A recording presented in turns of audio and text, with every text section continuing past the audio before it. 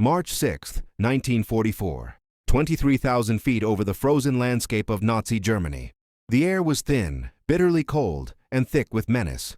Inside the shuddering aluminum skin of a B-17 flying fortress named Hell's Fury, Staff Sergeant Michael "Mad Mike" Donovan huddled in the most exposed position on the aircraft, the tailgun turret. Through his frozen sight, he watched 12 sleek, deadly Messerschmitt Bf 109s glide into formation, sunlight glinting off their canopies as they prepared to slaughter his bomber. Standard procedure demanded a retreat into defensive posture. Gunnery training preached conservation of ammunition. Raw, human instinct screamed to make himself small, to wait. Donovan, a product of the tough dockside streets of South Boston, operated on a different calculus.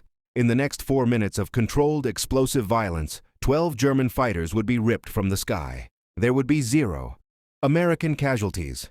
And in the process, every bomber gunner in the mighty 8th Air Force would learn a new, sacred word: aggression. This is the true story of how one man's seemingly suicidal defiance rewrote the tactical manual of aerial combat, how raw desperation was forged into unbreakable doctrine, and how the most vulnerable position on a bomber was transformed into its deadliest weapon. The making of a hunter. Michael Donovan's education in violence began not in the skies over Europe, but in the alleyways of South Boston. Survival there wasn't about technique, it was about tempo. It meant hitting first, hitting hard, and dictating the fight. His father worked the docks. His older brother was a Golden Gloves boxer. Mike learned the core lesson early. Waiting gets you hurt. Action keeps you breathing. By 17, his fists had written his reputation in 32 street fights. He lost only 4. He'd started too late in the others. When the Japanese attacked Pearl Harbor, Donovan didn't just enlist in the Army Air Forces. He marched in with a singular purpose. They saw a tough kid and assigned him to ground crew. He insisted relentlessly on gunnery school. His instructors immediately identified a problem. He was too aggressive, too reckless, too willing to expose himself to return fire. During one simulation, a frustrated instructor yelled, "You're giving them a perfect target."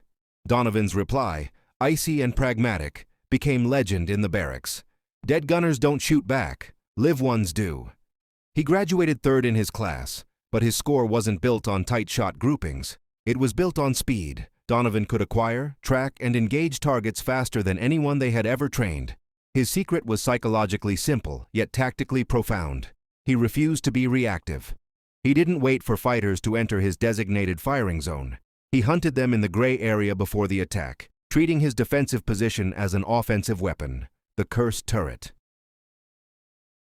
In March of 1944, Sergeant Donovan was assigned to the 390th Bombardment Group at Framlingham, England. His assigned aircraft, B-17G Yak 42 39822, nicknamed Hell's Fury, already carried a dark reputation. In just 3 missions, it had suffered 2 near-catastrophic engagements with German interceptors. The previous tail gunner, Sergeant Eddie Morrison, survived physically but was broken mentally. He requested an immediate transfer, telling the crew chief, "That position is cursed. The next man who sits there dies." When Donovan heard this, he didn't hesitate. He volunteered. The aircraft's pilot, Captain James "Jimmy" Whitmore, a veteran of 15 harrowing missions, interviewed Donovan personally. He laid out the brutal arithmetic. "You know the statistics, Sergeant. The tail gunner position has the highest casualty rate in this command. 38% don't finish their 25-mission tour." Donovan met his gaze without flinching. "Then I've got 62% odds, Captain. I'll take them." "Why?" Whitmore asked, searching for the man behind the bravado. "Because I don't wait for them to shoot me," Donovan stated, his voice flat. "I shoot first." Captain Whitmore studied the hard lines of the young sergeant's face, saw the calm certainty in his eyes, and gave a slow, grim nod. "You're insane, Donovan. You'll fit right in." The first experiments. Donovan's first mission on March 2, 1944, targeting a ball-bearing factory in Schweinfurt, yielded 1 confirmed Bf 109 kill and 2 damaged. But what intrigued Whitmore and alarmed the crew chief wasn't the kills. It was the method. Standard tail gunner doctrine was a dance of reaction. Wait for the fighters to commit to their attack run, Open fire with short, conserved bursts when they entered the 400-yard kill zone. Protect the aircraft's vulnerable rear quadrant. Donovan turned this logic on its head. He fired warning bursts at fighters still forming up 1,000 yards out. He wasted precious ammunition on extreme-range shots that had little chance of hitting. His reasoning, explained later in the debrief, was coldly strategic. One burst at 800 yards costs 20 rounds. One fighter breaking its attack pattern saves 10,000 pounds of aircraft and 9 lives. The math works, Captain. His second mission, on March 4th, became a laboratory. When a pair of Bf-109s initiated a classic attack from the 6 o'clock high position, Donovan didn't track the lead fighter, the expected threat. He swung his twin 50 caliber M2 machine guns onto the wingman.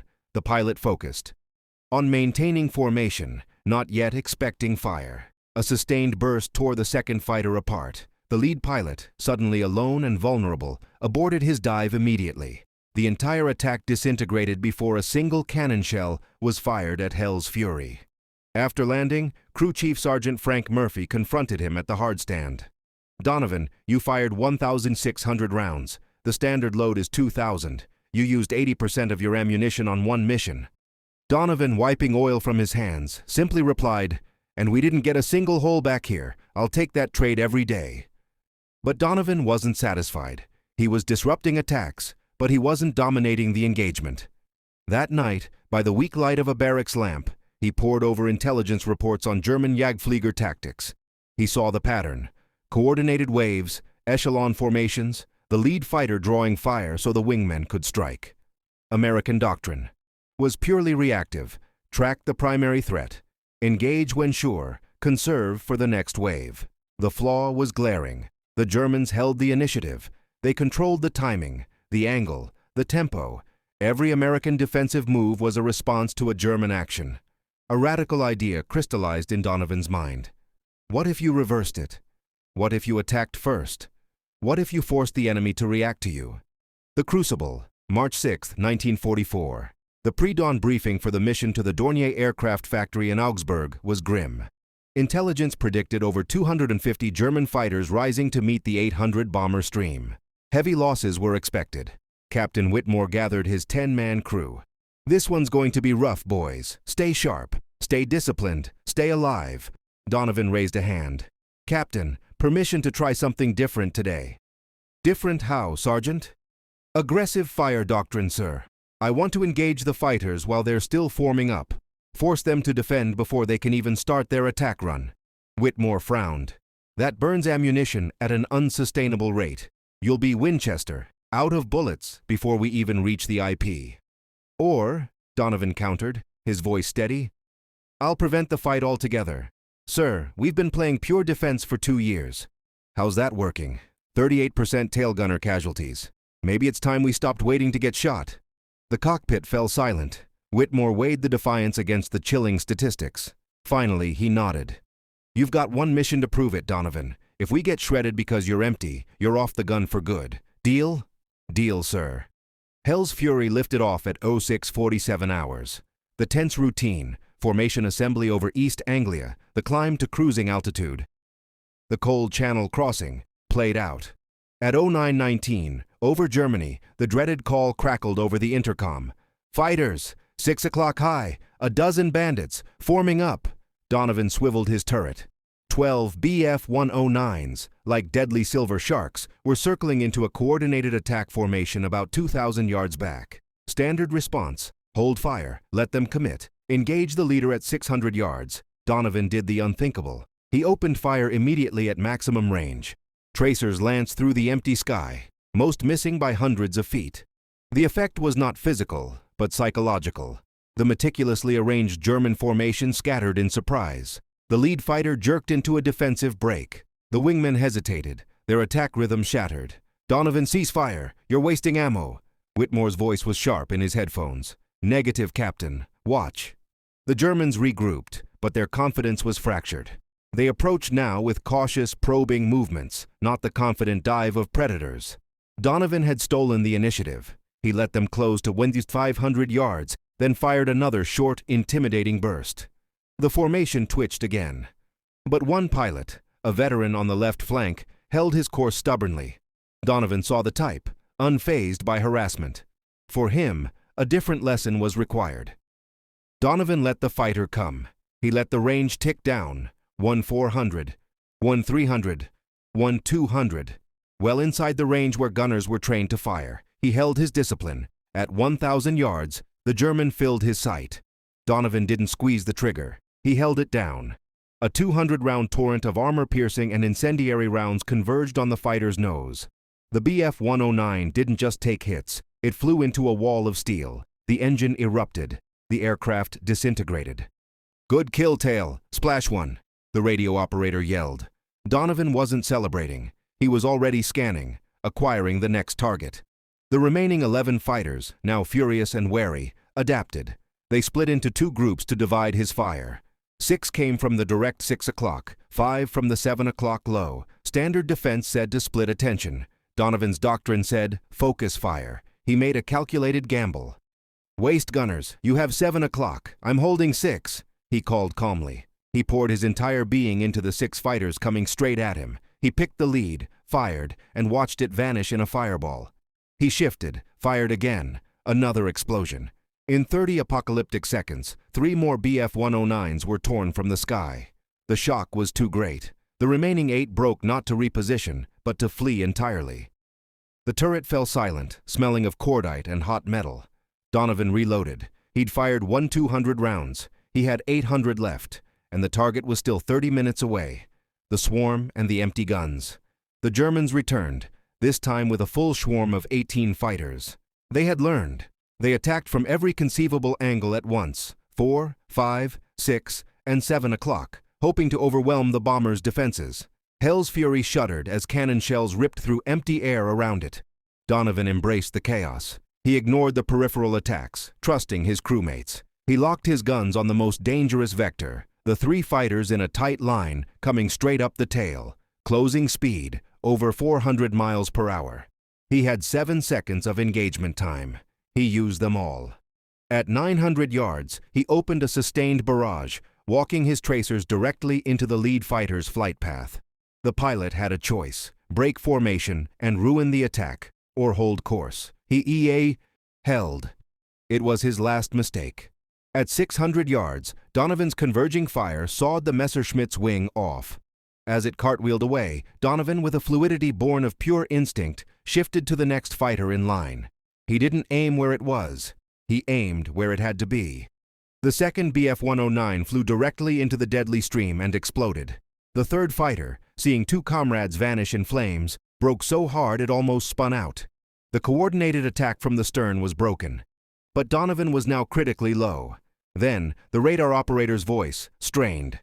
"More bogeys. Many more. 3 dozen, maybe more. They're vectoring in." A cold realization settled over the crew. Nearly 50 enemy aircraft were converging on their lone, battle-damaged B-17. They had drifted from the protective herd of the bomber stream. No fighter escort was nearby, and Donovan had 380 rounds remaining. "Captain." Donovan's voice was eerily calm over the intercom. "Permission to try something." "What now?" Whitmore asked, the stress audible. "Attack. Again." A stunned silence. "Explain."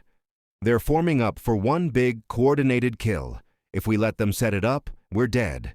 If I hit them now, while their formation is still loose, I can scatter them. Break their coordination. You'll be out of ammunition in 30 seconds.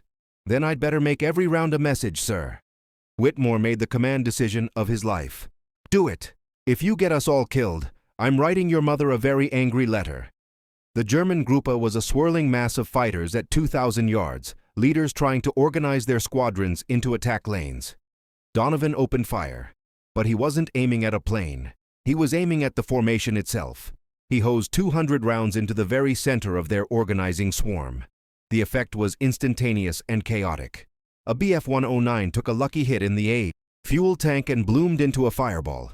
2 others, swerving violently to avoid the unexpected torrent of fire, clipped wings and spun down together. The carefully orchestrated mass assault dissolved into a confused, leaderless mob of individual aircraft.